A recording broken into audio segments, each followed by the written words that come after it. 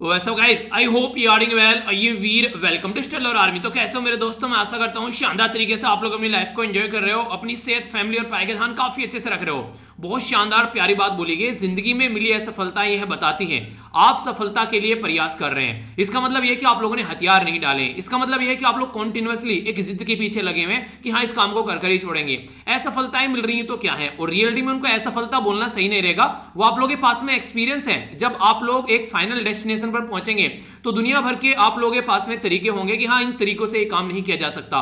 देखा नहीं कि बल्ब बनाने वाले ने ये बोला कि 1000 बार मैं असफल हुआ, तो इसका मतलब यह कि मैं जानता हूं 1000 ऐसे तरीके कि किस तरीके से बल्ब नहीं बन सकता है। तो इसका मतलब यह है कि आप लोगों के पास में एक ह्यूज एक्सपीरियंस रहेगा। अगर कोई आप लोगों के पास में एक नया बंदा आकर बैठेगा, उससे कंपेयर में दुनिया भर का एक्सपीरियंस आप लोगों के पास में होगा। डिसीजन मेकिंग कैपेबिलिटी आप लोगों के पास में शानदार होगी। इस तरीके से आप लोग चीजों को इंप्लीमेंट कर पाओगे। तो जिंदगी में कभी भी जो कुछ सीखता है ना इंसान, यार इस बात की तो मैं आप लोगों को गारंटी देता हूं वो व्यर्थ नहीं जाता है। अगर रियलिटी में आप लोग अपने हथियार नहीं डालेंगे, एक पर्टिकुलर मुहिम के तहत आप लोग अपनी तैयारी करते रहेंगे अपने गोल को फोकस में रखते हुए, तो कभी भी आप लोग का जो एक्सपीरियंस है, जो आप लोगों ने अब तक गेन किया है, वो व्यर्थ नहीं जाने वाला है। ओके, तो इसलिए हमेशा अपने गोल पर फोकस रखना, चाहे कुछ भी क्यों ना हो जाए। 2 वीडियो आप लोगों को देखने को मिलती है रेगुलर, शानदार तरीके से आप लोग इनको अपनी लाइफ का पार्ट बना सकते हैं और काफी अच्छे से आप लोग इनको एंजॉय कीजिए, ताकि पूरा करंट अफेयर आप लोग की मुट्ठी में रहे। और करंट अफेयर नहीं, ओनली आप लोग यहाँ पर स्टैटिक पोर्शन भी आप लोगों को देखने को मिलता है, जहां जहां पर लगता है मुझे बैकग्राउंड की इन्फॉर्मेशन बतानी है, हिस्ट्री, ज्योग्राफी, इकोनॉमी के बारे में सारी चीजें आप लोग को बताई जाती है। तो इसको अच्छे से आप लोग एंजॉय करिएगा। एक और छोटी सी इंपॉर्टेंट बात, एक बच्चे के द्वारा बड़ी ही प्यारी सी बात बोली गई मुझे मेल लिखकर कि सर मैं ये कर सकता हूं क्या। मुझे अच्छा लगा जब उसने मुझे ये मेल किया। उसने बोला उसने कि सर मैं डेली मॉर्निंग में आपकी वीडियो से दिन स्टार्ट करता हूं और इवनिंग में आपकी वीडियो देखकर सोता हूं। तो मैंने अब ये डिसाइड किया है कि डेली मॉर्निंग में जो भी मैं अपना प्लान बनाया करूंगा वो डेली आकर कमेंट बॉक्स में लिखा करूंगा, ताकि वो प्लान मुझे याद रहे और ताकि उसको सब बच्चे देखा भी करेंगे। तो इससे मुझे एक मोटिवेशन भी रहेगा कि शाम को फिर जब नैनो की वीडियो आया करेगी उसके नीचे मैं बताया करूंगा कि कितना प्लान मैंने अचीव किया है। तो जब इसको लिखने का मेरा एक हैबिट बनेगा तो सर डेली में मोटिवेट रहूंगा, और क्योंकि जब पब्लिक में आके लिखा करूंगा तो मुझे एक अंदर से मोटिवेशन मिलेगा। तो मुझे पर्सनली काफी अच्छा लगा यार ये आइडिया। आप लोग इसको इंप्लीमेंट कर देखो।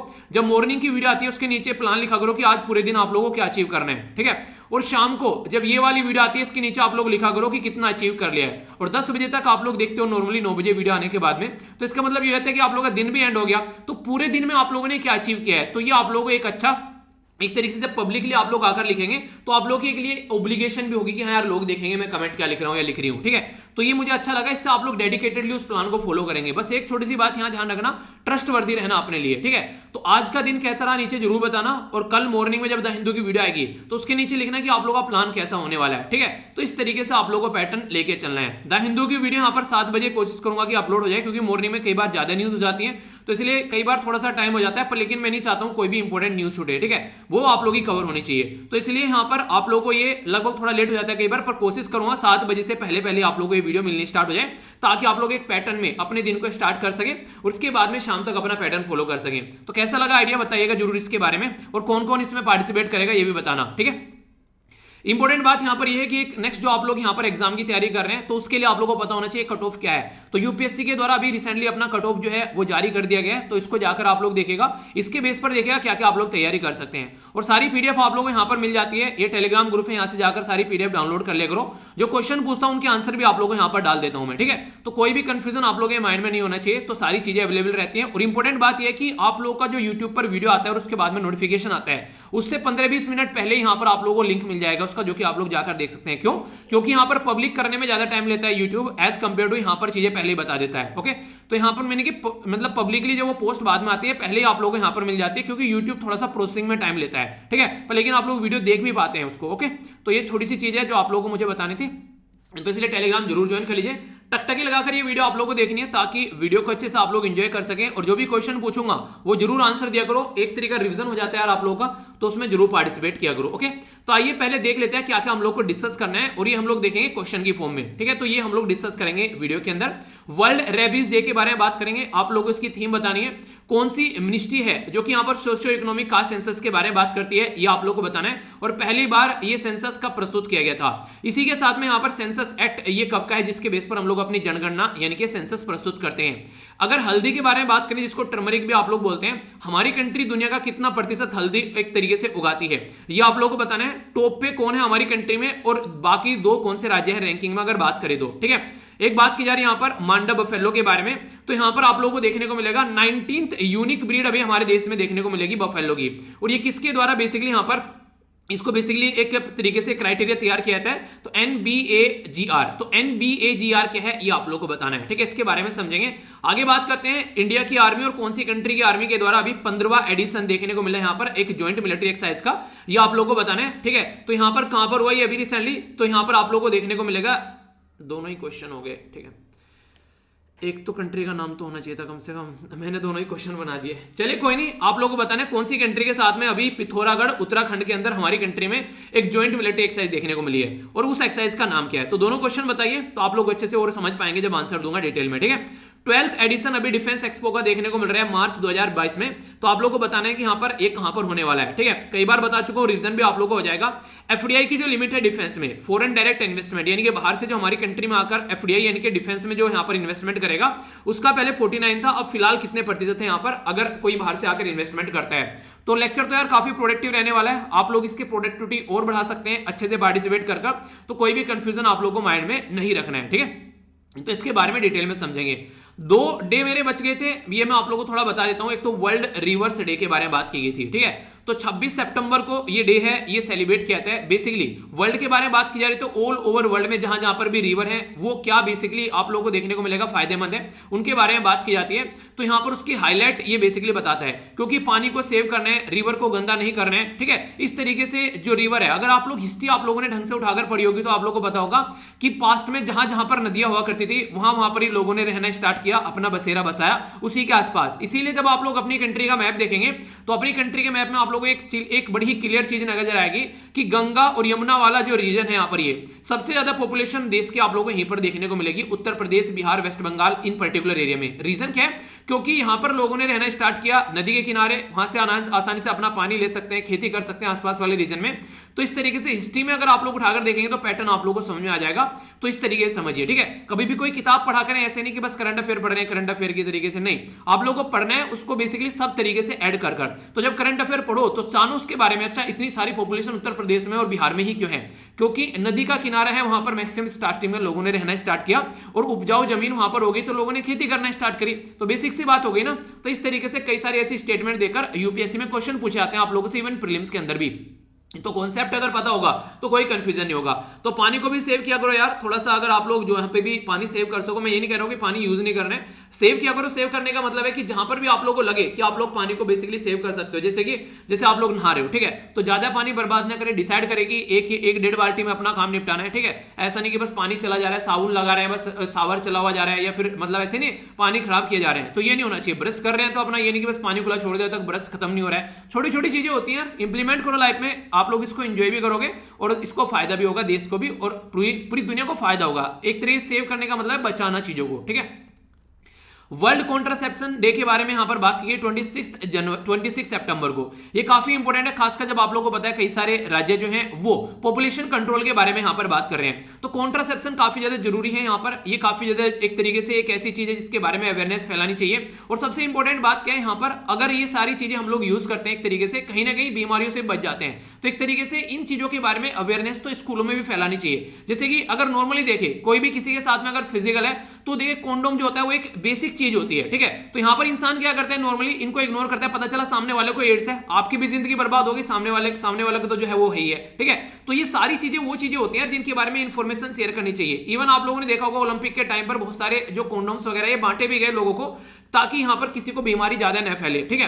प्रेगनेंसी अगर अनवांटेड हो जाती है तो उसके बारे में बात की जाती है कि हाँ इनके बारे में हम लोगों को ध्यान रखना चाहिए, ठीक है। कि एक तरीके से ये सारी चीजें क्या बताती हैं कि एक तरीके से इंसान को जागरूक होना चाहिए इन चीजों के लिए। क्योंकि आप लोगों को पता है यार, एक तरीके से अगर बोला जाए इसके बारे में कि एक हमारी जो बॉडी होती है ना, वो एक ऐसी चीज होती है जो एक बार ही हम लोगों को मिली है। तो अगर उसको इस तरीके से बर्बाद किया जाएगा, एक तरीके से आनंद फानन में इस तरीके की एक्टिविटी करके, तो आप लोग ऐसा नहीं कि गाड़ी है आप लोग चेंज करके नई गाड़ी ले आएंगे नेक्स्ट ईयर, वो आप लोग चेंज कर लोगे, हजारों करोड़ों रुपए की गाड़ी आप लोग ले लो, कोई नहीं पूछने वाला आप लोगों से, नई लेते आओगे अपग्रेड करते रहोगे। पर लेकिन बॉडी जो मिल गई है ना, ये एक ही मिली है, तो ये गाड़ी के तरीके से नहीं है कि आप लोग इसको रिन्यू कर लोगे नई गाड़ी आ जाएगी, इसी के ऊपर काम करना पड़ेगा। अगर चोट भी लग रही है कहीं तो इसी को रिपेयर करना पड़ेगा। तो इसलिए इसके बारे में ध्यान रखा करो। और जान है तो जान है, तो इसलिए खासकर जो एडल्ट जो आज के डेट में सोसाइटी में पर्सन है वो अपने डिसीजन अच्छे से ले सके, उसके बारे में बेसिकली यहां पर ये इंफॉर्मेशन फैलाई जाती है। ठीक है, तो ये सारी चीजें इवन मैं तो ये बोलूंगा आप लोगों को, अगर आप लोग पेरेंट्स देख रहे हैं तो बच्चों के साथ में इनसे रिलेटेड बातें की जाए। खासकर अगर बात करें आप लोग बड़े भाई बहन है तो आप लोग छोटे भाई बहन से इनके बारे में बात कर सकते हैं, ताकि वो चीजें इनको अंडरस्टैंड कर सकें और आगे भी चीजें बेसिकली समझ सके। क्योंकि यार कोई माँ के पेट से सीख के नहीं आता है, हमने भी यहीं पर सीखे हैं। आप लोग किसी को बताओगे वो यहीं पर सीखेगा।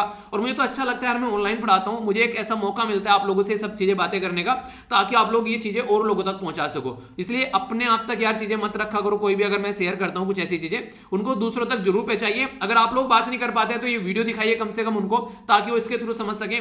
मतलब एक तरीके से इंफॉर्मेशन पहुंचनी चाहिए। तो ये आप लोगों का टारगेट होना चाहिए। ठीक है, एक और इंपॉर्टेंट डे है यहाँ पर, यह है वर्ल्ड रेबीज डे। यानी कि जो रेबीज जो बीमारी होती है, नॉर्मली से कुत्ते ने काट लिया, ठीक है, तो उसकी वजह से बीमारी देखने को मिलती है। तो यहाँ पर ये काफी लार्ज स्केल पर इंपैक्ट डालती हुई नजर आती है। तो 28 सितंबर को ये डे सेलिब्रेट किया जाता है लोगों को अवेयर कराने के लिए कि रेबीज जो है एक तरीके से किस तरीके से यहाँ पर दिक्कत कर रही है। ठीक है, तो इसके बारे में बात करते हैं। काफी एक तरीके से एक डरावनी बीमारी भी है यहाँ पर, लोग बल्कि एक तरीके मुंह से लार आने लगे, कुत्ते की तरह एक तरीके से बिहेव करने लगता है इंसान भी, ऐसी कंडीशन देखने को मिलेगी बहुत बुरे वाली। तो यहाँ पर रेबीज फैक्ट नोट फियर, यानी कि समझो चीजों को, ये बिल्कुल यही बात बोल दी। मुझे तो लगना चाहिए था यहाँ पर कि एक तरीके से यहाँ पर कॉन्ट्रासेप्शन फैक्ट नो फियर, यानी कि इसके बारे में बात करने से डरना नहीं चाहिए, इनके बारे में बात करनी चाहिए ताकि लोग इनके बारे में जान सके। तो कोई भी बीमारी है तो उसके बारे में बात करनी चाहिए। कल को एड्स हो गया पर्सन को, जिंदगी बर्बाद हो गई ना जरा सी देर में। तो अगर इस तरीके से इनके बारे में अवेयरनेस फैलाएंगे तो ज्यादा से ज्यादा जनता को हम लोग सेव भी कर सकते हैं। तो ये बेसिक फैक्ट्स है। आई होप कि आप लोग इसको समझ रहे होंगे।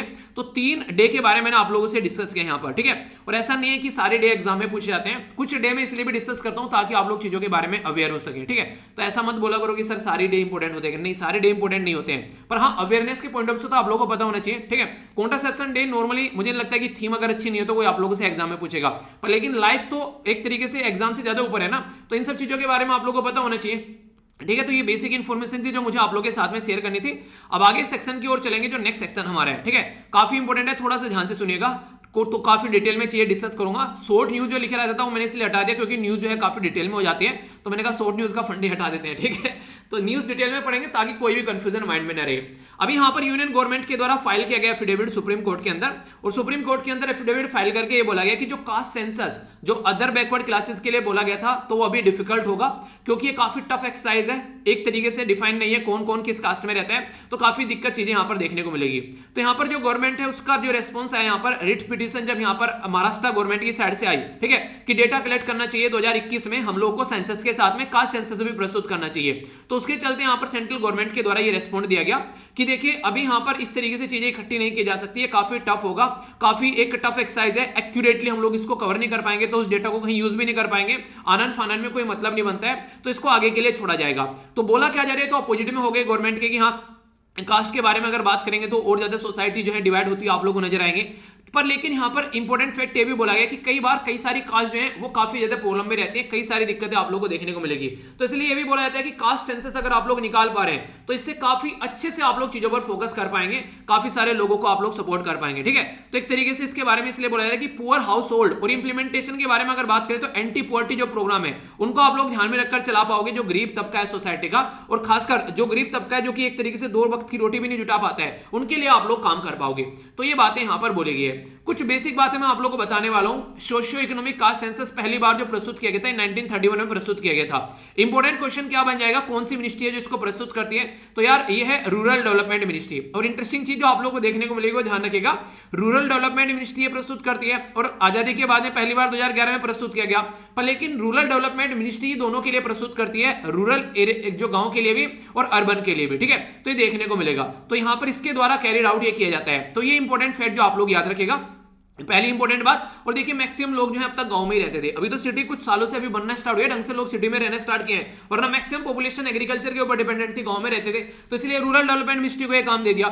इकोनॉमिक स्टेटस बेसिकली चेक करने की कोशिश की जाती है कि कितने डिप्राइव है सोसाइटी में लोग, कितने गरीब हैं, किस तरीके से कौन कौन सी कास्ट से कितना गरीब सेक्शन निकल कर आता है, ताकि उनके लिए पॉलिसी फॉर्मेशन की जा सके स्पेसिफिक कास्ट के लिए, और उनको इवेल्युएट किया जा सके उनकी इनको इकोनॉमिक कंडीशन कैसी है और उनको कैसे बेटर बना सकते हैं हम लोग, इसके ऊपर फोकस किया जाता है, ठीक है। तो एक तरीके से ये हेल्प करेगा कि मैप कर सके इनइक्वालिटी ब्रॉडर लेवल पर, खासकर कास्ट के अंदर हम लोग अच्छे से चीजों को अंडरस्टैंड कर सके। तो ये बेसिक प्रक्रिया आप लोग यहां पर देखने को मिलेगी। तो पहली बार याद रखना 1931 में किया था और इसके बाद में आजादी के बाद में ये 2011 में आप लोगों को देखने को मिला था। कंफ्यूजन बिल्कुल नहीं होना चाहिए। अब मैं क्वेश्चन है आप लोगों से पूछूं कि डिफरेंस क्या है यहां पर सेंसस और कास्ट सेंसस के बीच में। सेंसस जो रहती है वो एक तरीके की जनरल एक्सरसाइज आप लोगों को देखने को मिलेगी। पॉपुलेशन को काउंट किया जाता है पूरा, एक तरीके से ऐसा बोल सकते हैं। पर सोशियो इकोनॉमिक कास्ट सेंसस जो है ये आइडेंटिफाई करता है पर्टिकुलर स्टेट सपोर्ट से, यानी कि यहां पर तो सेंट्रल लेवल पर ज्यादा काम होगा। यहां पर एक स्टेट की सपोर्ट की प्रोग्राम उसके लिए चला सके पर्टिकुलर सोसाइटी के वेलफेयर के लिए, और खासकर directive principle of state policy जो है उनको ढंग से इंप्लीमेंट किया जा सके। दूसरी इंपॉर्टेंट बात याद रखना, ये थोड़ी सी ज्यादा इंपॉर्टेंट है, क्वेश्चन पूछा जा सकता है। जैसे बजट और इकोनॉमिक सर्वे में आप लोगों को डिफरेंस पता है। अच्छा, किस किसी ने बजट और इकोनॉमिक सर्वे वाली वीडियो देख ली है? जिस किसी ने देख लिया येस लिखना, और जिस किसी ने नहीं देखी है नो लिखना, ठीक है, क्योंकि बहुत इंपॉर्टेंट है। अगर एग्जाम आप लोग देने जा रहे हैं तो उसमें को एक बार जरूर निकाल लेना ताकि एग्जाम में कंफर्टेबल फील करो। बात करते हैं यहां पर सेंसस के बारे में। सेंसस जो प्रस्तुत किया जाता है 1948 के एक्ट के हिसाब से प्रस्तुत किया जाता है, ठीक है, पर लेकिन यहां पर ये कॉन्फिडेंशियल रहता है। जैसे बजट होने से जब तक प्रस्तुत नहीं किया जाता है तब तक किसी को पता नहीं होना चाहिए, तो सेंसस भी कुछ ऐसा ही रहता है। पर लेकिन सोशियो इकोनॉमिक कास्ट सेंसस जो है ये वेबसाइट पर प्रस्तुत कर दिया जाता है, और यहां पर जो इन्फॉर्मेशन होती है वो ओपनली अवेलेबल होती है, क्योंकि गवर्नमेंट की जो डिपार्टमेंट है या फिर जो भी यहां पर आसपास वाले एरिया में जो भी यहां पर अलग अलग लेवल में जो भी यहां पर एक तरीके से कोई पॉलिसी बनाना चाहते हैं, किसी को ग्रांट देना चाहते हैं, ठीक है, या कुछ और बेनिफिट यहां पर देना चाहते हैं ताकि उसका फायदा उठाया जा सके डायरेक्टली। तो इसलिए यहां पर ये इकोनॉमिक सर्वे बोल सकते हैं, सोशियो इकोनॉमिक कास्ट सेंसस को आप लोग, और बजट बोल सकते हैं यहां पर सेंसस को, ठीक है। तो ये कंफ्यूजन आप लोगों के माइंड में नहीं होना चाहिए। इंपॉर्टेंट है, लिखने टाइम भी आप लोग यूज कर सकते हैं, और दूसरा क्वेश्चन भी बन जाए प्रीलिम्स में तो वहां पे भी आप लोग इसको समझ सकते हैं। ओके, तो बेसिक इंफॉर्मेशन हो गई ना। अब नेक्स्ट के बारे में आप लोगों से बात करता हूं, यहां पर इसके बारे में ध्यान से सुनिएगा। ये बेसिकली अगर सेंसस के बारे में आप लोगों से स्टेटमेंट देकर कोई पूछ ले, जो सेंसस कमिश्नर थे जिनका नाम था WMW येट्स, तो इनके द्वारा यह बात बोली गई सेंसस कमिश्नर 1941 में कि सेंसस कोई ऐसा डेटा नहीं है जो कि बहुत ज्यादा एक्यूरेट होता है, ठीक है, कि आप लोग इसको स्पेशलाइज इंक्वायरी के लिए यूज कर सकते हैं। नहीं, यहां एक ओवरव्यू आप लोग को देता है कि अच्छा ऐसा ऐसा कुछ हो रहा है, तो आप लोग इसको बेसिकली यूज कर सकते हो, पर लेकिन स्पेशलाइज इंक्वायरी के लिए नहीं। तो डेटा है आप लोगों के पास में, पर ये नहीं कि बहुत ही अच्छा डेटा है, ठीक है। तो ये बेसिकली एक तरीके से ऐसी बातें बोली गई थी सेंसस के बारे में, ये जो सेंसस कमिश्नर थे 1941 में। तो आप लोगों से क्या किया जा सकता है, आप लोगों को मेंस में क्वेश्चन देकर पूछ लेगा कि इसके बारे में आप लोग कमेंट करिए, ठीक है। तो आप लोगों की क्या राय है इसके बारे में, तो इस तरीके से क्वेश्चन बन जाते हैं यार छोटे छोटे। ओके, आइए अब चलते हैं नेक्स्ट जो इंपॉर्टेंट न्यूज की ओर। ये जो न्यूज निकल कर आ रही है ये बेसिकली हल्दी के बारे में आप लोगों से बात करेगी। तो काफी सारी बातें मैं हल्दी के बारे में आप लोगों के साथ में यहां पर करने वाला हूं। हल्दी जो है काफी इंपॉर्टेंट एक औषधि की तरीके से भी यूज की जाती है। आप लोग अगर काफी थके हुए हैं, शाम को घर पर आते हैं, हल्की सी हल्दी डालकर अगर आप लोग पी लेंगे तो आप लोग की बॉडी जो है वो पेन नहीं करेगी। तो दर्द निवारक का भी काम करती है हल्दी, ठीक है। इसी के साथ में ठंड लग रही है तो भी आप लोग हल्दी शाम को दूध में डालकर पी सकते हैं। अब वो अलग बात है कि दूध किसको पसंद नहीं है। अच्छा, कौन कौन है जिसको दूध पसंद नहीं है, ठीक है। हल्दी तो खैर पसंद लोगों को होगी नहीं, दूध किसको पसंद नहीं है, क्योंकि दूध में हल्दी डालकर अगर पियोगे तो काफी अच्छा रहेगा। आप लोग इसको रेगुलर रूटीन एक्सरसाइज भी बना सकते हैं। थोड़ा सा आधे चम्मच से थोड़ा सा मतलब आधे चम्मच या फिर उससे कम आप लोग हल्दी डालिए, तो आप लोग की बॉडी में आप लोगों को अजीब नहीं मतलब बहुत अच्छे प्यारे से चेंज भी आप लोगों को नजर आएंगे। तो इसको आप लोग पार्ट बना सकते हैं। तो मैं इसलिए बोल रहा हूं, मैं रेगुलर तो नहीं करता हूं, पर हाँ सप्ताह में 1-2 बार मैं काम कर लेता हूं, ठीक है। तो इसलिए मुझे हक है कि आप लोगों को बोल सकूं कि सप्ताह में 1-2 बार आप लोग पी लो। रेगुलर तो नहीं बोल रहा हूं क्योंकि मैं खुद नहीं कर रहा हूं, ठीक है। तो इसलिए यहां पर देखिएगा, इसको बताइए बाकी आप लोगों को क्या रहे इसके बारे में, कौन कौन पीता है। बात करते हैं हाई यील्ड के बारे में, जो पैदावार है यहां पर बेसिकली बात की जा रही है करक्यूमिनोइड के बारे में, ठीक है। एक तरीके से आप लोग इसके बारे में बात करूंगा यहां पर, ये काफी इंपॉर्टेंट है। तो करक्यूमिनोइड, ठीक है, करक्यूमिनोइड। तो यहां पर एक रिच वैरायटी है टर्मरिक की, जिसके अंदर CIM ये पीतांबर और इसी के साथ में NBRI यानी कि नेशनल बोटनिकल रिसर्च इंस्टीट्यूट जो यहां पर केसरी है, उसके द्वारा यहां पर इंट्रोड्यूस की गई यहां पर ये, जिसका नाम है यहां पर नबरंगपुर, ठीक है। तो यहां पर ये एक तरीके से एस्पायरेशनल डिस्ट्रिक्ट है यहां पर, इसके अंदर यहां पर इसको इंट्रोड्यूस किया गया। अब कुछ बेसिक इंफॉर्मेशन जो मैं आप लोगों को बताऊंगा वो थोड़ा सा आप लोग ध्यान से सुनिएगा, ठीक है। ये क्या क्या पहले समझिए। एक तो यहां पर जो ये बेसिकली बोला गया यहां पर करक्यूमिनोइड, तो यहां पर ये एंटी कैंसर है, ठीक है, कैंसर नहीं होने देगी आप लोगों को, ये इसलिए मैं कहता इसको जरूर यूज किया करो, ठीक है। दूसरी इंपॉर्टेंट चीज क्या यहां पर इसके बारे में, ये एक तरीके से आप लोगों को एंटी इंफ्लेमेटरी देखने को मिलेगी। बॉडी में कहीं सूजन भी आ रही है उसको भी ये कम करने का काम करेगी। तीसरी इंपॉर्टेंट बात, एंटी एजिंग देखने को मिलेगी। आप लोगों की एज बढ़ती रहेगी पर लेकिन वो जो एज है आप लोगों की बॉडी पर इंपैक्ट नहीं डालेगी, इसलिए इसको यूज करो। एंटी ये डायबिटिक आप लोगों को देखने को मिलेगी। अगर डायबिटीज का शिकार है आप लोग तो भी आप लोगों को काफी ज्यादा फायदा पहुंचाने वाली है। तो हल्दी के फायदे देखो बिल्कुल ऐसे ही जैसे नॉर्मली आंवले के फायदे देखने को मिलते हैं ना, उसी तरीके से यहां पर आप लोगों को हल्दी के फायदे देखने को मिलेंगे। तो इसलिए इसको अपनी लाइफ का पार्ट ऑफ आप लोग जरूर बनाइए। पहली इंपॉर्टेंट बात ये 4 पॉइंट आप लोग किसको सही लग रहे हैं? कैंसर से बचाएगी, इन्फ्लेमेटरी जो चीजें हैं, एजिंग और डायबिटिक, ठीक है, तो ये इंपॉर्टेंट है। दूसरे यहां पर बोला गया बेनिफिट यहां पर 50% और मोर देन एग्जिस्टिंग जो वैरायटी है टर्मरिक की, ठीक है, वो आप लोगों को देखने को मिलेगा हमारी कंट्री में। बेसिकली आप लोगों को जो टर्मरिक है वो हेल्प करती है बेसिकली यहां पर, ठीक है। इसी के साथ में ये एक तरीके से आप लोगों को देखने को मिलेगा एक पर्टिकुलर बीमारी है, ठीक है, तो यहां पर it also tolerate to the leaf के अंदर जो बीमारी होती है इसको बोलते हैं बेसिकली ब्लोटेक डिसीज, तो टर्मरिक के अंदर आप लोगों को देखने को मिलेगी, ठीक है। इसी के साथ में टर्मरिक जो है हाई कंटेंट आप लोगों को यहां पर कुर्कुमिनॉइड के देखने को मिलेंगे, जो कि यूरोपियन रीजन में इसको एक्सपोर्ट भी किया जाता है, ठीक है, तो ये आप लोग इसके बारे में समझ सकते हैं।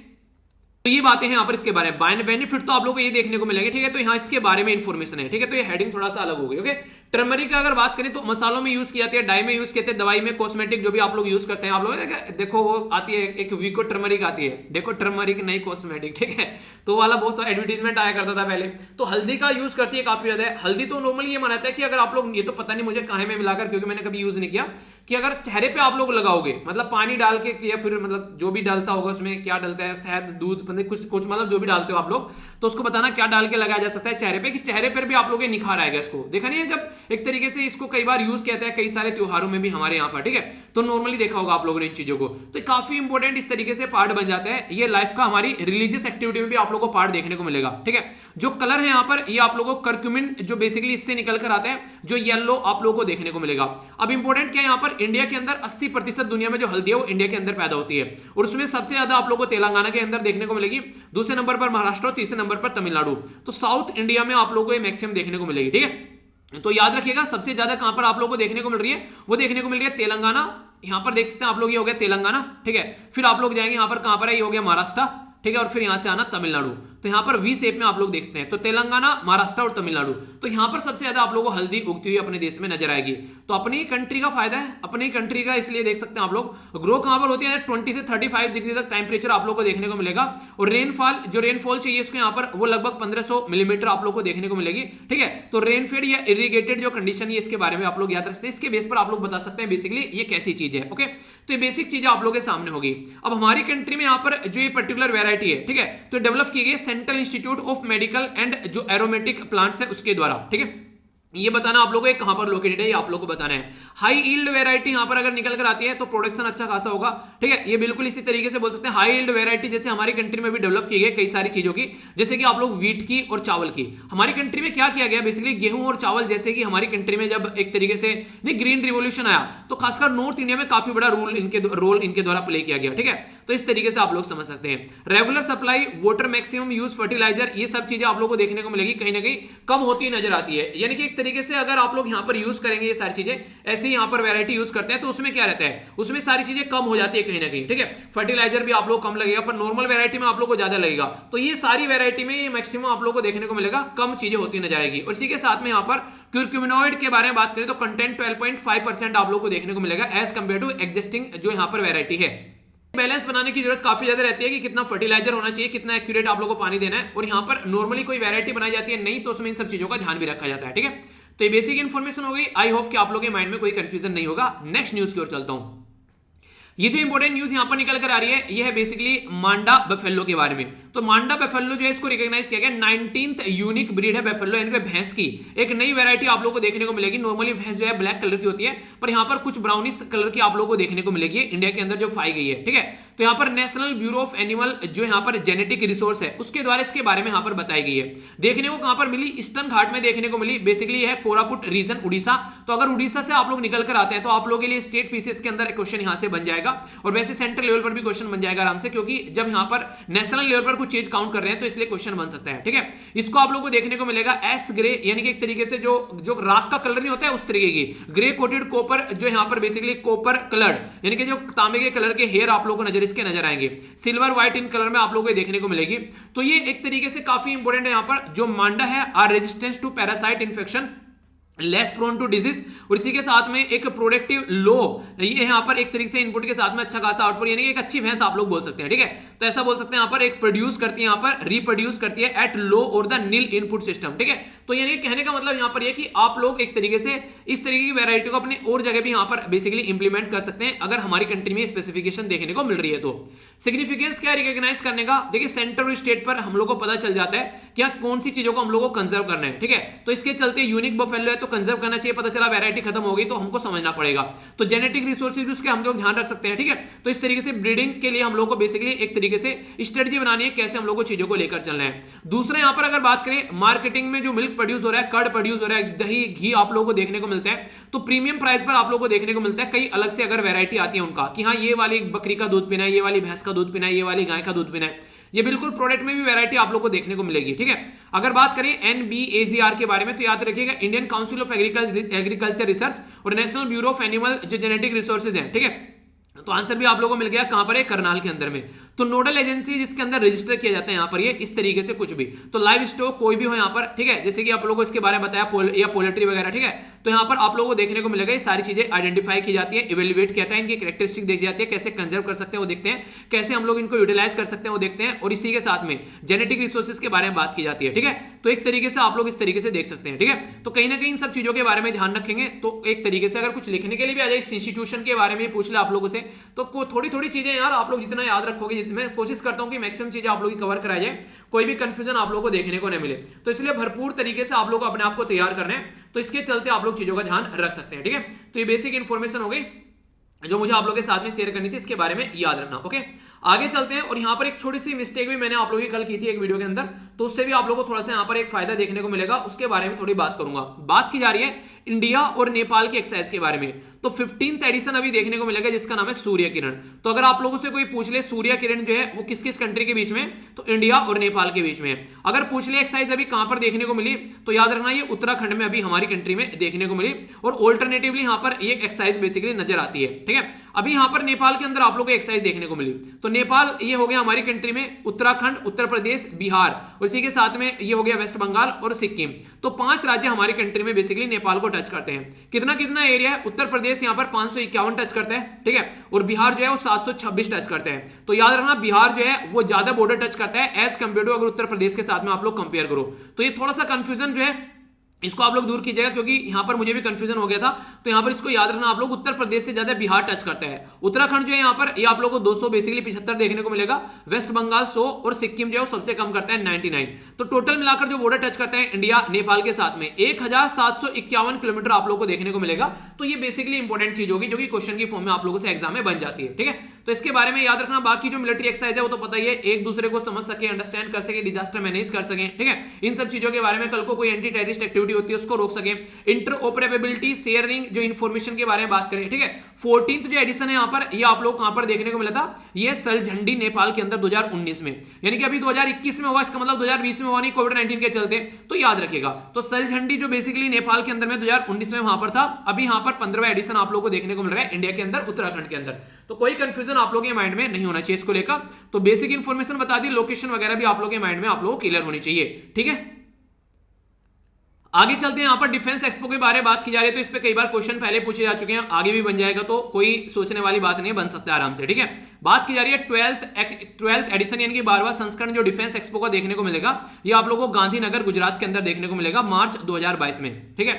डिफेंस एक्सपो जो एक फ्लैगशिप एक प्रोग्राम आप लोगों को देखने को मिलेगा, मिनिस्ट्री ऑफ डिफेंस के अंडर आता है। यहां पर ये बेसिकली शोकेस करते हैं अपनी चीजें लैंड, नेवल, एयर में किस तरीके से हमारी कंट्री जो है सिक्योरिटी के पॉइंट ऑफ से भी किस तरीके से हम लोग अपनी चीजों को लेकर चल रहे हैं, ठीक है। एम क्या है यहां पर इसका, बेसिकली एम बेसिकली है कि विजन हम लोग बना सके आत्मनिर्भर भारत डिफेंस के उसमें, और हम लोग हमारा टारगेट जो है याद रखना 2024 तक का टारगेट है हमारा 5 बिलियन डिफेंस का एक्सपोर्ट करने की। तो 5 बिलियन डिफेंस का अगर एक्सपोर्ट हम लोग कर पाते हैं तो अभी हम लोग इंपोर्टिंग कंट्री में टॉप पर आते हैं, फिर एक्सपोर्टिंग कंट्री में भी हम लोग काफी आगे आ जाएंगे। 11th एडिशन कहां पर हुआ था इसका, याद रखना लखनऊ उत्तर प्रदेश के अंदर हुआ था, तो यहां पर 2020 में। तो अभी इसका आप लोग कौन सा एडिशन देखने को मिल रहा है, ये अभी आप लोग को इसका देखने को मिल रहा है बेसिकली 12th एडिशन, जो कि गुजरात के अंदर होगा गांधीनगर में। कुछ और बेसिक चीजें अगर बात करो आप लोगों से, डिफेंस सेक्टर में अंडर आत्मनिर्भर भारत के तहत एफडीआई की बातें करें तो पहले 49% होती थी, अब 74% हो गई है। इसके अंदर प्रोजेक्ट मैनेजमेंट यूनिट के बारे में बात की जाती है, ताकि हम लोग एक तरीके से टाइम बाउंड मैनर में प्रोक्योरमेंट कर सके, ठीक है। रिड्यूस करना है डिफेंस का इंपोर्ट बिल, क्या क्या फायदे होने वाले हैं, बाहर से हम लोग खरीद कर कम लेकर आएंगे, अपने देश से बनाएंगे, तो अपनी कंट्री में अपने आप प्रोडक्ट बनाएंगे, अपने लोगों को व्यापार मिल, अपने लोगों को बेसिकली जॉब मिलेगी, और इवन एक्सपोर्ट भी करेंगे तो और हमारी इकोनॉमी की अर्थव्यवस्था सुधरेगी, ठीक है। इसी के साथ में हम लोग क्या कर रहे हैं, कॉर्पोरेटाइजेशन कर रहे हैं ऑर्डिनेंस फैक्ट्री बोर्ड का भी, ताकि बाहर से भी यहां पर एक तरीके प्राइवेट इन्वेस्टमेंट भी आ सके, ठीक है। तो पब्लिक लिस्टिंग अगर की जाएगी तो एक तरीके से एक काफी अच्छे एंड पर हम लोग चीजों को भी यूज कर सकेंगे, ठीक है। 2 तरीके होते हैं, एक तो होता है ऑटोमेटिक रूट। ऑटोमेटिक रूट में क्या होता है, रिजर्व बैंक ऑफ इंडिया फिर गवर्नमेंट की परमिशन नहीं लेने पड़ती है, ठीक है। एक एक होता है यहाँ पर गवर्नमेंट रूट, ठीक है। तो गवर्नमेंट रूट क्या होता है यहाँ पर, फॉरेन इन्वेस्टमेंट जो फैसिलिटेशन पोर्टफोलियो है, जो सॉरी पोर्टल है, इसके थ्रू आप लोग को आना पड़ता है। तो डिपार्टमेंट ऑफ जो यहाँ पर basically promotion and industry internal trade है, उसके थ्रू आप लोग को आना पड़ेगा, मिनिस्ट्री ऑफ कॉमर्स के थ्रू, ठीक है। तो नॉर्मली क्या है यहाँ पर, ऑटोमेटिक की वजह से 74% हो गया, तो यानी कि 74% इन्वेस्टमेंट यहाँ पर आप लोग किसी की परमिशन नहीं लेनी है, पर लेकिन बाकी का जो बच गया यहाँ पर 26, उसमें परमिशन आप लोगों को लेनी पड़ेगी। तो ये बेसिक इन्फॉर्मेशन आप लोगों के सामने यहाँ पर, तो कंफ्यूजन आना आप लोगों को बिल्कुल भी नहीं है, ठीक है। तो ये बातें हम लोगों ने यहाँ पर डिस्कस की। आइए अब आगे चलते हैं, यहाँ पर कुछ डिटेल में कुछ और अच्छे से चीजें समझेंगे, और डिटेल में थोड़ी सी इंटरनेशनल न्यूज में निकल कर आ रही है यहाँ पर ब्रिक के बारे में बात। अभी यहाँ पर प्राइम मिनिस्टर मोदी साहब के द्वारा चेयर की गई थी एनुअल ब्रिक समिट, ठीक है। तो इसके बारे में याद रखिएगा, तो ब्रिक को बेसिकली यहाँ पर जो इसके बेसिकली बोला गया, तो brick at the rate of 15 intra brick जो भी कोऑपरेशन यहाँ पर होना है, कंसोलिडेशन होना है, और कैसे कंसेंसस बनाकर हम लोग आगे चल रहे हैं। तो यहाँ पर क्या क्या बातें बोलेगी, सबसे पहले तो 2021 में चेयरमैनशिप किसके पास में ये पता होना चाहिए, तो है इंडिया के पास में, यानी कि हमारे पास में चेयरमैनशिप है, हम इसको बेसिकली ऑर्गेनाइज करा रहे हैं, ठीक है। तो यहाँ पर कोशिश ये की जा रही है कि हम लोग रिमोट सेंसिंग के फील्ड में, वर्चुअल ब्रिक वैक्सीन रिसर्च और डेवलपमेंट के फील्ड में, ब्रिक अलायंस जो है वो ग्रीन टूरिज्म के फील्ड में हम लोग मिलकर काम करेंगे। ये बातें हमारे प्राइम मिनिस्टर साहब के द्वारा बोली गई। अब कई सारी चीजों को हाईलाइट किया जा रहा है, जैसे पोस्ट कोविड-19 ग्लोबल रिकवरी कैसे होनी है। प्राइम मिनिस्टर साहब के द्वारा बोला गया कि ब्रिक जो है वो कोऑपरेट कर सकते हैं, बिल्ड कर सकते हैं यहाँ पर रेजिलिएंट, इनोवेटिव, एक तरीके से क्रेडिबल और सस्टेनेबल सोसाइटी, ताकि मिलकर हम लोग काम कर सकें। और ये कब होगा, जब मिलकर सारे साथ में आएंगे, ठीक है। कई और इंपॉर्टेंट बातें, अडेप्ट किया जा रहा है काउंटर टेररिज्म एक्शन प्लान, ताकि टेररिस्ट एक्टिविटी को रोका जा सके। तो ये काफी इंपॉर्टेंट है, यहाँ पर देखते हैं कितना यहाँ पर चीजें इंप्लीमेंट होती है, क्योंकि काफी अगर बात करेंगे तो नॉर्मल तो पाकिस्तान को टैकल करना है, पर लेकिन ब्रिक में चाइना भी है, तो ब्राजील, रसिया, इंडिया, चाइना, साउथ अफ्रीका, तो यहाँ पर चाइना कितना सपोर्ट करता है वो देखना है। तो ऑनलाइन टेररिस्ट जो थ्रेट होती है, या फिर border management, information intelligence sharing, इन सबको कितना हम लोग शेयर कर पाते हैं, काउंटर रेडिकलाइजेशन, ये सब चीजों को कितना फोकस कर पाते हैं, टेररिज्म को कितना काउंटर कर पाते हैं, तो यानी कि कितना हम लोग आतंकवाद को रोक पाते हैं, उनके बारे में यहाँ पर बात की जाएगी। अडेप्ट किया गया दिल्ली डिक्लेरेशन, इसको बेसिकली रिफॉर्म के पॉइंट ऑफ से बोला जाए तो यूएन सिक्योरिटी काउंसिल में रिफॉर्म की भी बात की गई, क्योंकि यूएन सिक्योरिटी काउंसिल में आज की डेट में अगर बात करें तो काफी इंपॉर्टेंट चीजें ये हैं कि ढंग से रिप्रेजेंटेशन देखने को नहीं मिलती है, तो उसके बारे में बात की गई है। ब्रिक के द्वारा कलेक्टिवली स्ट्रेंथ करने की बात की जा रही है, मल्टीलेटरलिज्म, यानी कि एक तरीके से ऐसा नहीं कि पहले यूएसए और यूएसआर था, अब यहां पर चाइना बन जाए और यूएसए बन जाए, ऐसा नहीं होना चाहिए, अलग अलग कंट्री लीडर के तौर पर आना चाहिए। अफगानिस्तान में कैसे शांति बनाकर रखनी है उसके बारे में बात की जा रही है। इसी के साथ में ब्रिक के जो लीडर हैं उनके द्वारा कॉन्फ्लिक्ट जो म्यांमार में चल रहा है उसको कैसे सोल्व कर सकते हैं, सीरिया के अंदर जो बातें चल रही है, कोरिया पेनिनसुला में, साउथ कोरिया नॉर्थ कोरिया के बीच में, इजराइल पैलेस्तीन के बीच में, या फिर जहां पर और टेररिस्ट एक्टिविटी है वहां पर कैसे काम करना है, इसके बारे में बात की गई।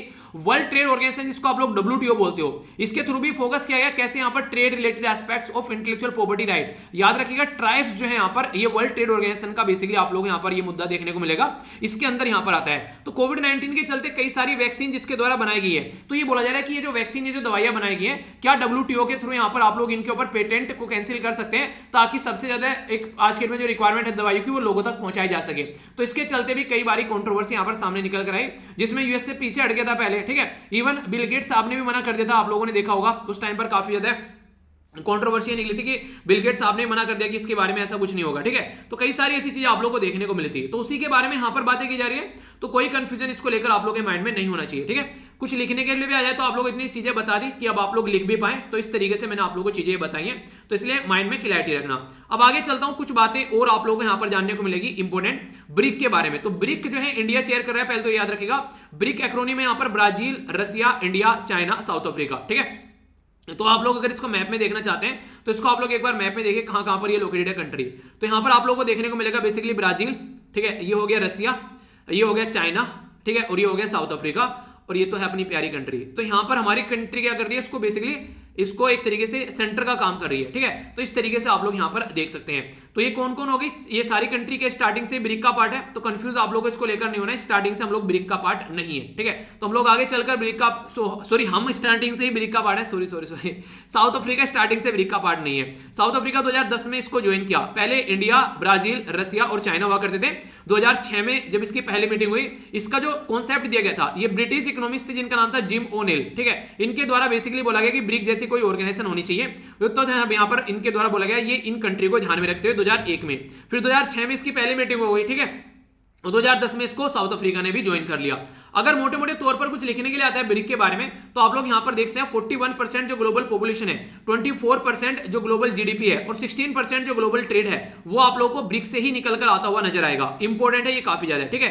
चेयरमैनशिप जो है फोरम की, वो आप लोगों को रोटेटली एनुअली आप लोगों को देखने को मिलेगी, यानी कि एक बार एक के पास में, दूसरी बार दूसरे के पास में, तीसरी बार तीसरे के पास में। अब क्वेश्चन में आप लोगों से यहां पर ये पूछूंगा, इंडिया जो अभी ब्रिक की चेयरमैनशिप ले रहा है, यहां पर ये कौन सा नंबर है, कितनी बार यहां पर इंडिया चेयर कर चुका है इससे पहले, ठीक है। तो ये आप लोगों को बताना है, ये इंपॉर्टेंट क्वेश्चन बन सकता है एग्जाम में, ठीक है। 6th जो ब्रिक समिट हुई थी, याद रखिएगा बहुत इंपॉर्टेंट है ये वाली। 6th ब्रिक समिट हुई थी कहां पर, ये होती है फोर्टलेजा ब्राजील के अंदर में 2014 में। तब यहां पर दो चीजें डिसाइड की गई, एक तो न्यू डेवलपमेंट बैंक आया निकलकर, जिसको एनडीबी बोलते हैं आप लोग, संघाई में इसका हेडक्वार्टर है, ठीक है, इसका संघाई में। और एशिया इंफ्रास्ट्रक्चर इन्वेस्टमेंट जो बैंक है उसका याद रखिएगा, ठीक है, वो कहां पर है, वो आप लोगों को देखने को मिलेगा बेसिकली, वो आप लोगों को देखने को मिलेगा बेसिकली वहां पर, अरे यार माइंड नहीं, एक मिनट, बीजिंग में, ठीक है, तो बीजिंग में देखने को मिलेगा आप लोग। और ये कहां पर है, संघाई में। ब्रिक कंटिजेंसी रिजर्व जो अरेंजमेंट बोलते हैं, तो इसको आप लोग बेसिकली यहां पर एक तरीके से अकस्मात फंड बोल सकते हैं, इमरजेंसी में जो यूज करना है शॉर्ट टाइम के लिए, तो ये आप लोगों को देखने को मिलेगा यहां पर, ठीक है। तो दोनों ही क्रिएट किए गए थे 2014 में, फोर्टलेजा जो बेसिकली ब्राजील के अंदर यहां पर ये सबमिट हुई थी। तो ये बेसिक इन्फॉर्मेशन भी मैंने आप लोगों को बता दी। तो ब्रिक में मुझे तो लगता नहीं यार कोई कंफ्यूजन आप लोगों को होना चाहिए। बाकी जो क्वेश्चन आप लोगों से पूछता हूं उनके आंसर जरूर दिया कीजिए, मुझे भी अच्छा लगेगा और आप लोग तो बेसिकली कॉन्फिडेंट फील करेंगे ही करेंगे, ठीक है। आगे चलते हैं। नेक्स्ट यहां पर जो इंपॉर्टेंट बात की जा रही है, ये बात की जा रही है C295, ये एयरक्राफ्ट डील। तो सबसे पहले तो आप लोगों से ये पूछ लेगा, ये एयरक्राफ्ट डील इंडिया के किसके साथ में साइन हुए हैं, तो कंट्री का नाम रखिएगा, कंट्री का नाम है स्पेन। स्पेन के साथ में हम लोगों ने इस डील साइन की गई है। अब इंपॉर्टेंट मुद्दा यहां पर ये कि ये जो डील साइन होने के बाद में ये जो एयरक्राफ्ट आएगा हमारी कंट्री में, जो ऑलरेडी एयरक्राफ्ट है, किसको रिप्लेस करेगा, तो एयरफोर्स का जो बूढ़ा हो चुका है जो यहां पर एयरक्राफ्ट, जिसका नाम है यहां पर एवरो 748 प्लेन, तो यहां पर इसको बेसिकली यहां पर ये रिप्लेस करने वाला है, ठीक है। तो दो क्वेश्चन काफी इंपॉर्टेंट है, ये डायरेक्ट पूछ लिए जाते हैं आप लोगों से। अब यहां पर जो यहां पर डिफेंस के हमारी कंट्री के अंदर जो यहां पर ये कंपनी हम लोग खरीदेंगे, जिससे ये खरीद कर लेकर आएंगे, एयरबस है, और यहां पर स्पेस ऐसे स्पेन की एजेंसी है जिससे हम लोग ये खरीदने वाले हैं, C295, ठीक है। ट्रांसपोर्ट एयरक्राफ्ट देखने को मिलेंगे जो कि 5 से लेकर 10 टन तक की कैपेसिटी का यहां पर काम करते हैं। इसके अंदर अच्छी बात क्या है कि एक स्पेशल तरीका आप लोगों को डोर देखने को मिलेगा, क्विक रिएक्शन, जहां से पैरा ड्रॉपिंग की जा सकती है, यानी कि अपना इसके अंदर फटाफट ट्रूप भरे और उनको फटाफट कुदा दिया किसी एक बैटलफील्ड में ले जाकर, जहां पे हम लोगों को भेजना है फटाफट, ठीक है। इंडिजिनसली इलेक्ट्रॉनिक वॉरफेयर सूट भी इसके अंदर एस्टेब्लिश किया जा सकता है, तो इसलिए भी काफी इंपॉर्टेंट है। अपने हिसाब से हम लोग मॉडिफाइड भी कर सकते हैं, ऐसे नहीं से बाइक लेकर आए आप लोगों ने मॉडिफाइड करा ली, गाड़ी लेकर आए आप लोगों ने मॉडिफाइड करा ली, तो वो वाला चक्कर यहां पर भी आप लोगों को देखने को मिल सकता है। तो ये अच्छी चीज आप लोगों को यहां पर देखने को मिलेगी।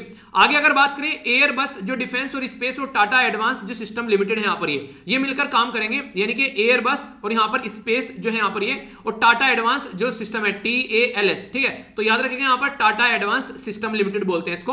तो ये हमारी कंट्री में क्या करेंगे, बेसिकली 16 तो हम लोग वहीं से खरीद कर लेकर आएंगे, जो बचे हुए रिमेनिंग जो 40 के करीब असेंबल्ड किए जाएंगे इंडिया के अंदर में, तो हम लोग अपनी कंट्री के अंदर बेसिकली इनको असेंबल्ड करेगा कौन, टाटा के साथ मिलकर।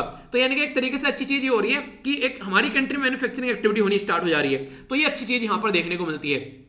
आगे अगर बात करें, आप लोग देखते हैं प्राइवेट सेक्टर पार्टिसिपेशन देखने को मिलेगा, क्योंकि टाटा प्राइवेट कंपनी है, ठीक है। आत्मनिर्भर भारत का अभियान बढ़ेगा, क्योंकि अपनी कंट्री के अंदर जॉब भी मिलेगी और सारा बाहर से खरीद कर लेकर नहीं आना है। अपने MSME micro small and medium enterprise, छोटे छोटे लघु उद्योग को फायदा होगा, क्यों, क्योंकि कई सारे पार्ट्स क्या रहते हैं, हम लोग छोटी छोटी कंपनी से इनसे खरीद कर लेकर आते हैं, तो जैसे कि हम लोग इनको यूज कर पाएंगे, रिड्यूस करेंगे इंपोर्ट डिपेंडेंसी। तो हमारी कंट्री में जो मैक्सिमम इंपोर्ट ज्यादा होता है और एक्सपोर्ट कम होता है, तो वो चीजें भी हम लोग अच्छे से संभाल पाएंगे। इंप्लॉयमेंट जनरेशन आप लोग को होता हुआ नजर आएगा। इंफ्रास्ट्रक्चर डेवलपमेंट होगा, जब ये बनाएंगे कहीं पे तो ढांचा तैयार करेंगे ना बनाने के लिए। इसी के साथ में जो ऑफसेट ऑब्लिगेशन है वो भी आप लोगों को यहां पर देखने को मिलेगी। तो एक तरीके से बोल सकते हैं कई सारे एरिया में आप लोगों को फायदा होता है यहां पर नजर आएगा। ये टर्म क्या है, ऑफसेट ऑब्लिगेशन, इसका मतलब है कि प्री डिफाइंड टाइम में आप लोगों को चीजों को खत्म करना, ठीक है। यानी कि यहां तक बोल दिया, तो इसको आप लोगों को लेकर चलना है ताकि आप लोग चीजों को कंप्लीट कर सकें, ठीक है। तो इसी के बारे में बोला जा रहा है एक तरीके से, कहीं ना कहीं एक तरीके से हमारी कंट्री के बारे में अगर बात करें आप लोग यहां पर, तो उसके ऊपर इंप्लीमेंट करने की कोशिश की जाएगी कि जल्दी से जल्दी चीजें कंप्लीट की जाए। तो ये था टोटल डिस्कशन। देख लेते हैं क्या क्या हम लोगों ने डिस्कस किया है, और वो वीडियो आप लोग जरूर देखना, कट ऑफ वाली जो मैंने बनाई है, कम से कम आप लोगों को आइडिया लग जाएगा, ठीक है। तो क्या क्या देखा देख लेते हैं। 3 तो इंपॉर्टेंट डे के बारे में हम लोगों ने जाना, वर्ल्ड रिवर डे के बारे में जाना, वर्ल्ड कॉन्ट्रासेप्शन डे के बारे में जाना, और वर्ल्ड रेबीज डे के बारे में जाना। तो रेबीज डे की थीम भी याद रखना। इंपॉर्टेंट न्यूज में हम लोगों ने क्या क्या डिस्कस किया, काफी डिटेल में हम लोगों ने यहां पर समझा बेसिकली कास्ट सेंसस के बारे में, ठीक है। तो बैकग्राउंड इन्फॉर्मेशन के साथ में सारी चीजें आप लोगों को बता दी, कब प्रस्तुत किया गया था, कौन प्रस्तुत करता है, क्या क्या चीजें, कोई कंफ्यूजन नहीं होना चाहिए, और डिफरेंस भी दोनों के अंदर बता दिया, ठीक है। नेक्स्ट हम लोगों ने यहां पर की एक बफेलो ब्रीड के बारे में बात, कौन यहां पर बेसिकली इनके बारे में बातें करता है, कहां पर देखने को मिली, कौन से नंबर की ब्रीड है, और बाकी क्या क्या चीजें यहां पर इससे रिलेटेड आप लोगों को देखने को मिलती है। टर्मरिक यानी कि हल्दी के बारे में कुछ बात है कि कौन से राज्य में कहां पर पाई जाती है और क्या क्या चीजें और क्या क्या फायदे हैं हल्दी के। तो आप लोग इसको लाइफ का पार्ट बना रहे हैं या फिर नहीं, आप लोग बताना जरूरी है अगर लाइफ का पार्ट बना लोगे। एक एक्सरसाइज के बारे में बात की, यहां पर बॉर्डर एरिया भी देखा। बेसिकली अगर कंफ्यूजन ना हो आप लोगों को तो इसके बारे में याद रखेगा। उत्तर प्रदेश का बेसिकली यहां पर बिहार सबसे ज्यादा नेपाल के साथ में बॉर्डर टच करता है, ठीक है।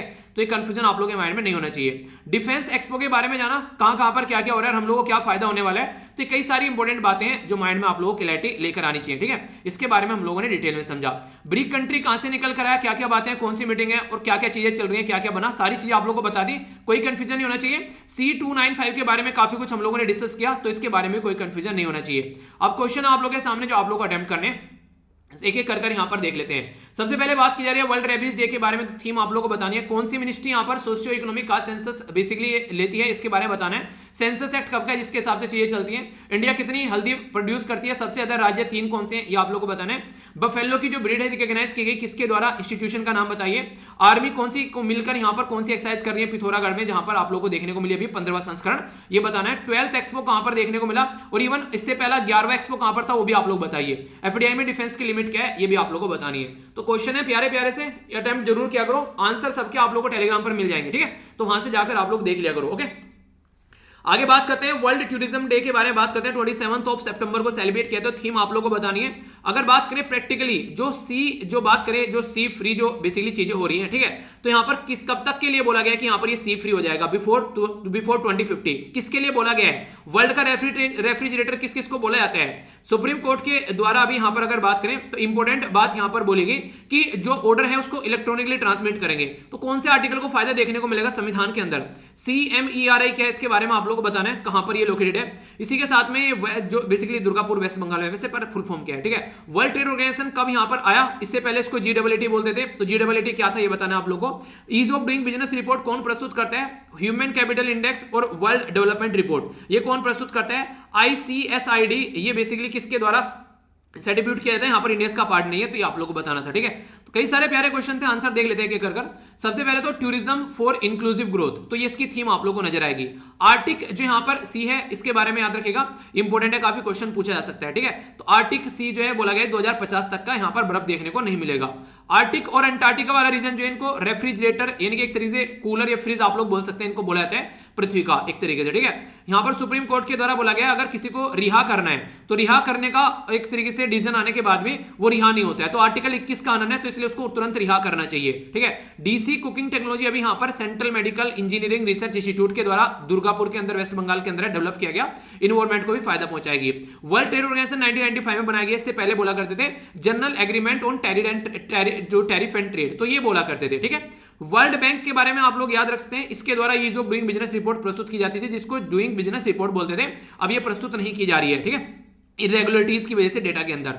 वर्ल्ड बैंक ही प्रस्तुत करता है ह्यूमन कैपिटल इंडेक्स, और वर्ल्ड डेवलपमेंट रिपोर्ट भी इसके द्वारा प्रस्तुत की जाती है। International centre for settlement of investment dispute, India इसका पार्ट नहीं है, ये बेसिकली वर्ल्ड बैंक का पार्ट है, ठीक है। तो ये इंपॉर्टेंट है।